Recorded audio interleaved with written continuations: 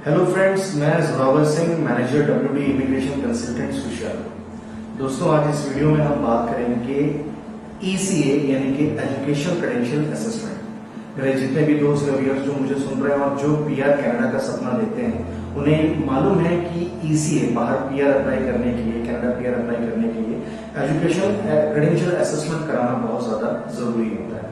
तो आज इस वीडियो में मैं आपको ECA क्या है, क्या प्रोसीजर है, क्या प्रोसेस है, ये कैसे होता है, कौन कौन सी अथॉरिटीज हैं जो ECA का प्रोसेस कंडक्ट कराती हैं, उसके बारे में जानकारी दूंगा। दोस्तों, सबसे पहले तो हम जान लेते हैं कि ECA होता क्या है या व्हाट इज ECA। ECA एक प्रोसेस है जिसमें आपके द्वारा गेन की हुई एजुकेशन की इक्वलेंसी बाहर विदेश में चेक की जाती है कि आपने जो पढ़ाई इंडिया में की है या हिंदुस्तान में की है, उसकी इक्वलेंसी कनाडा या USA जैसे देशों में क्या पड़ती है। जैसे अगर आपने यहाँ ग्रेजुएशन की हुई है तो क्या यहाँ की जो 3 साल की ग्रेजुएशन है वो वहां पे 3 साल की ग्रेजुएशन कंसिडर की जाएगी या 4 साल की ग्रेजुएशन। तो ECA प्रोसेस बेसिकली आपके एजुकेशन क्रेडेंशियल को कन्वर्ट करके ये बताता है कि आपकी बाहर विदेश में उसकी इक्वलेंसी किसके बराबर है। वो ग्रेजुएशन के बराबर है, पोस्ट ग्रेजुएशन डिप्लोमा के बराबर है या डिप्लोमा के बराबर है। ये इसलिए जरूरी होता है करवाना क्योंकि इससे एक एम्प्लॉयर को या इंस्टीट्यूशन को ये बहुत इजीली हो जाता है समझना कि आपकी एजुकेशन का क्या स्टैंडर्ड रहा है, और एम्प्लॉयर के लिए ये जरूरी हो जाता है कि अगर वो आपको हायर करता है तो आपका एजुकेशन बैकग्राउंड कैसा रहा है या क्या एजुकेशन रही है। अब अगर हम बात करें कि कौन कौन सी अथॉरिटीज हैं जो इस एजुकेशन क्रेडेंशियल असेसमेंट को करती है, तो कनाडा में 6 डेजिग्नेटेड अथॉरिटीज हैं जो ECA रिपोर्ट को इशू करती हैं। इसमें सबसे पॉपुलर और सबसे पहला नाम अगर किसी अथॉरिटी का आता है तो वो है वेस्ट, जिसे हम वर्ल्ड एजुकेशन सर्विस कहते हैं। दूसरी अगर कोई अथॉरिटी है तो वो है कंपैरेटिव एजुकेशन सर्विस, जो कि यूनिवर्सिटी ऑफ टोरंटो की है। इसी तरीके से तीसरी है international credential assessment service of Canada. चौथी है इंटरनेशनल क्वालिफिकेशन असेसमेंट सर्विस। पांचवी है इंटरनेशनल क्रेडेंशियल इवैल्यूएशन सर्विस। छठवीं है मेडिकल काउंसिल ऑफ कनाडा, और लास्ट है pharmacy examining board of Canada. अगर मैं ये 6 डेजिग्नेटेड अथॉरिटीज की बात करूं, जिसमें जो सबसे पॉपुलर अथॉरिटी है वो है वर्ल्ड एजुकेशन सर्विस, जिसे हम वेस्ट के नाम से भी जानते हैं। आप जितने भी एस्पिरेंट्स हैं या जितने भी एप्लीकेंट्स हैं जो PR कनाडा के बारे में सोच रहे हैं, ये आप पे निर्भर करता है कि आप कौन सी अथॉरिटी से अपनी एजुकेशन की क्रेडेंशियल असेसमेंट कराना चाहते हैं।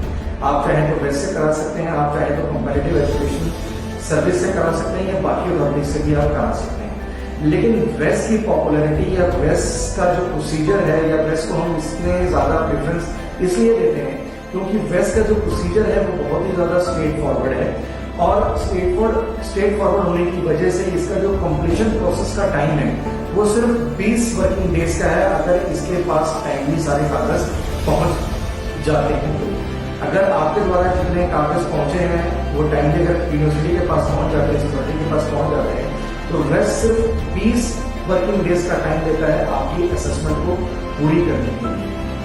दोस्तों, अब हम जानते हैं कि वेस्ट कराना के फायदे क्या है, what are the benefits of doing the west. अगर सबसे बड़ा फायदा देखा जाए वेस्ट कराने का तो ये है कि वेस्ट या असेसमेंट कराने से आप अपने न केवल इसकी एक वैलिडिटी हो जाती है, आप कल कभी जॉब लेना चाहें या किसी इमिग्रेशन पर्पस के लिए अप्लाई करना चाहें या कोई एजुकेशन हासिल करना चाहें, और अगर आपने एजुकेशन क्रेडेंशियल असेसमेंट की हुई है तो उसकी वैलिडिटी से आपकी प्लस पॉइंट ये होता है कि आपको पता चल जाता है कि आपकी जो एजुकेशन है वो बाकी विदेशों में आपकी उसकी वैलिडिटी है कि नहीं है, वो मान्यता प्राप्त है कि नहीं है, या उसकी इक्वलेंसी क्या है। तो इसीलिए ये सबसे बड़ा फायदा है जो आपको एक एजुकेशन क्रेडेंशियल असेसमेंट से मिलता है। इसके अलावा दोस्तों, अगर मैं बात करूं तो यहाँ पे बहुत सारी चीजें हैं जिसके बारे में बात करना जरूरी है। उसमें से सबसे पहली चीज आ जाती है एक्रीडेशन। एक्रीडेशन को अगर हम समझे सिंपल शब्दों में तो उसे हम मान्यता भी कहते हैं, मान्यता प्राप्त।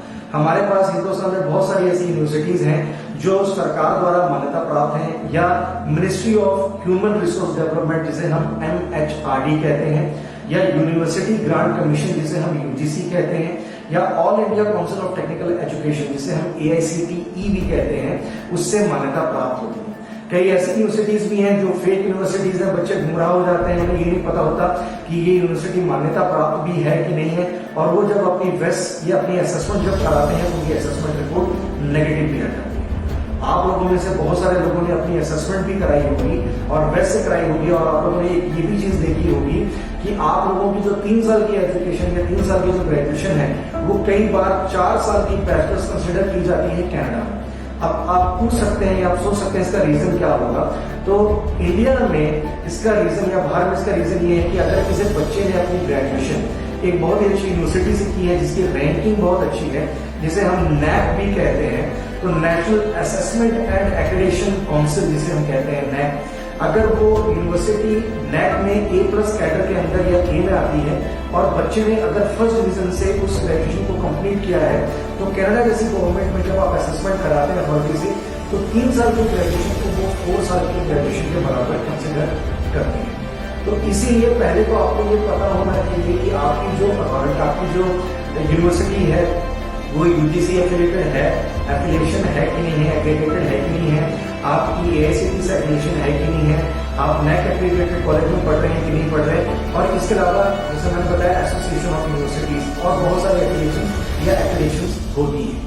अब अगर मैं बात करूं कि ECA प्रोसीजर कैसे किया जाता है या वेस्ट अगर हमें करवानी हो तो इसका सबसे सरल तरीका क्या है और इसका क्या प्रोसीजर है और हम कैसे पैसे बचा सकते हैं वेस्ट कराते हुए।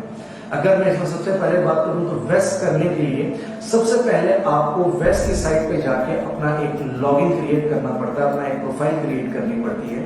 जब आप अपने आप को रजिस्टर कर लेते हैं तो आपकी एक प्रोफाइल क्रिएट हो जाती है वेस्ट की साइट पे।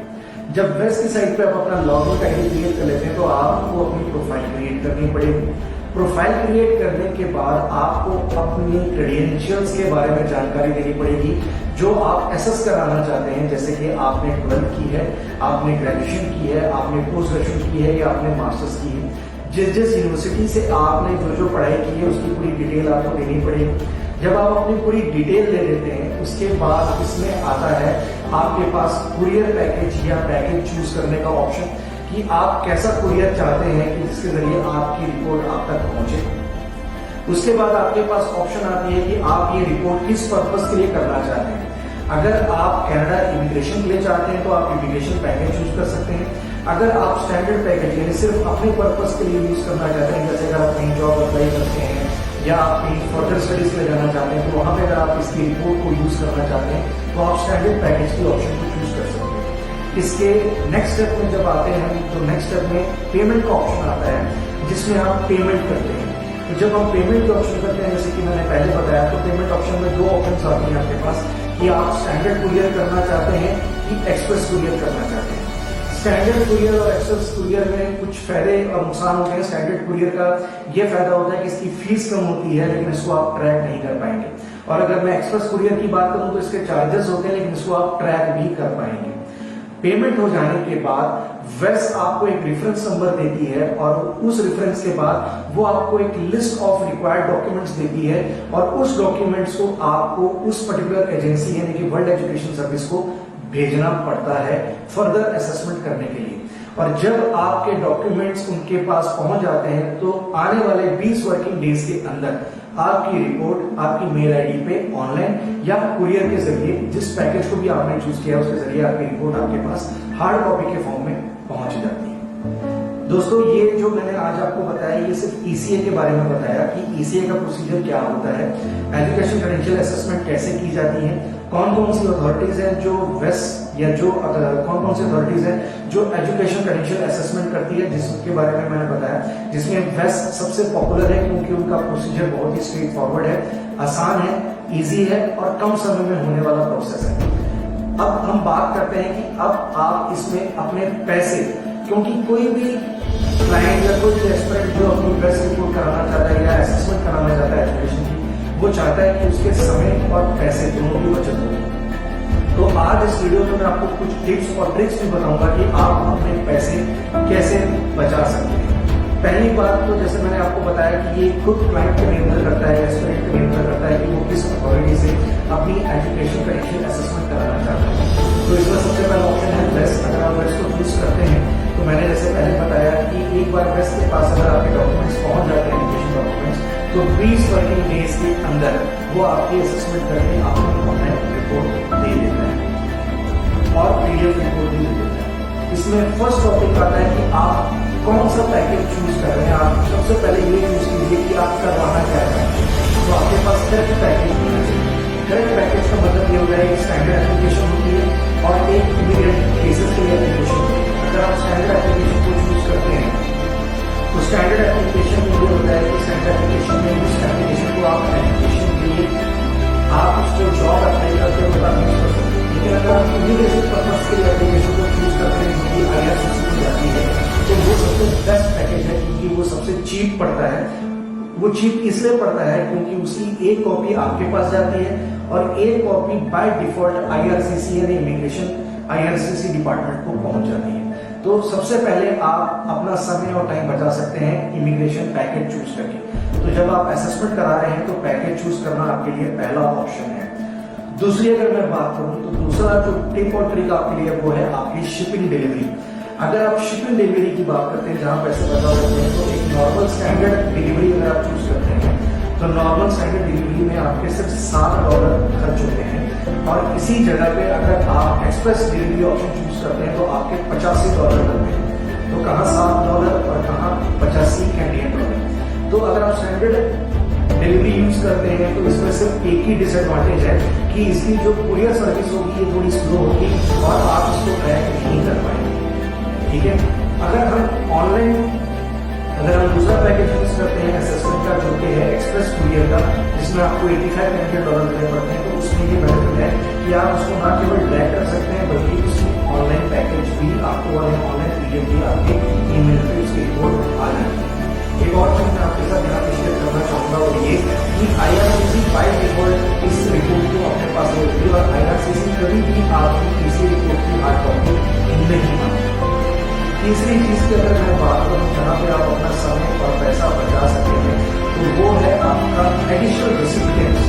जब आप एक रिपोर्ट किसी को भेजते हैं तो बाय डिफॉल्ट पैकेज यूज किया तो हमने एक्सप्रेस वाला पैकेज यूज किया जिसमें IRCC चले जाता है।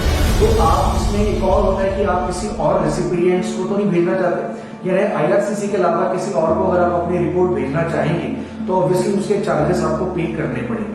तो यहाँ पे मैं आपको सजेस्ट करूंगा कि आप अलग से एडिशनल रेसिपिएंट्स ना चूज करें ताकि आप अपना पैसा वहां पर भी बचा सकें। चौथा आपके लिए जो टिप है वो ये है कि कई मेरे दोस्त या कई मेरे व्यूअर्स या क्लाइंट्स जो उनको सुन रहे हैं वो उन्होंने कराई भी होगी या अगर कराने का प्लान कर रहे हैं या सोच रहे हैं तो ये चीज को जरूर नोट करें कि अगर किसी के पास हायर क्वालिफिकेशन है यानी किसी ने मास्टर्स कर रखी है तो वो अपनी बैचलर्स या पोस्ट ग्रेजुएशन डिप्लोमा जो उन्होंने मास्टर्स से पहले किया है तो जितनी भी उनकी हायर क्वालिफिकेशन है वो सभी को एक बार एसेस करा लें।